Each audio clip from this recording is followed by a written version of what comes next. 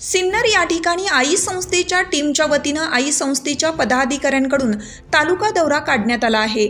तालुका दौऱ्यामध्ये आई संस्थेच्या सुनीताताई पवार, अनिताताई पवार यांच्या वतीनं सिन्नर तालुक्याची बांधणी सुरू करण्यात आली आहे व त्यांनी समाजाचे जे प्रश्न हाती घेतलेले आहेत ते प्रश्न रेशन कार्ड, जातीचे दाखले, घरकुल, विधवा महिलांना पेन्शन, तसेच जो आदिवासी समाज जागेत राहत होती जागा त्यांच्या नावावर करण्यात यावी, पूर्वीपासून जो आदिवासी समाज गायरान जमीन कशी आहे ती जागा देखील त्यांच्या नावावर करण्यात यावी, या मागणीसाठी या विषयांवरती व समाजातील घटकांवरती ज्या घटकांवरती अन्याय अत्याचार होतो त्या घटकांना न्याय देण्यासाठी सुनीताताई पवार, अनिताताई पवार हे अहोरात्र झटत आहेत।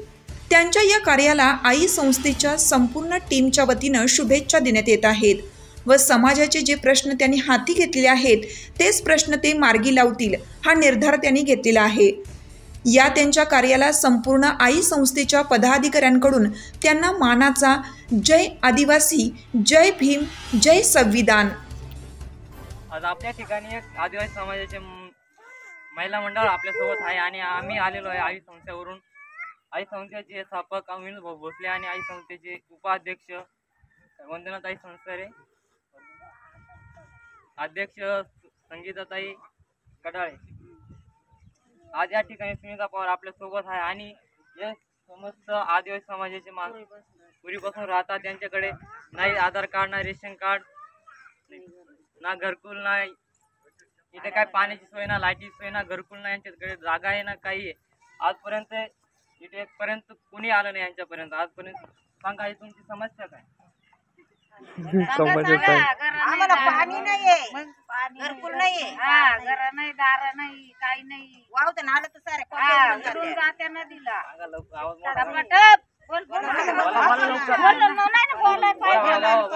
घर नाही, आम्हाला दार नाही, जायचं नाही, रेशन कार्ड नाही, आधार कार्ड नाही ना। पण मग बघा अशा प्रकारे अशा महिला म्हणताय की आमच्याकडे काही नाही, जागा नाही, सुविधा नाही, काहीच नाही। आमची इकडे मुलं आहे ती शाळा जायला त्यांच्याकडे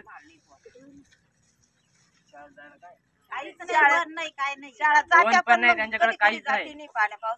पाणी पाऊस आल्यावरती घर पण नाही चांगलं, त्याच्यामुळे ती रात्री पण नाही शाळेमध्ये। गंगाला पूर आला का आमच्या पाण्यात कोप्या राहते। बघा आजी काय म्हणताय, आमच्या गंगाला पूर आल्यावर पाण्यात कोप्या राहतात। एवढी जागा आहे खाली तेवढी राहतेच मग पाण्यामध्ये।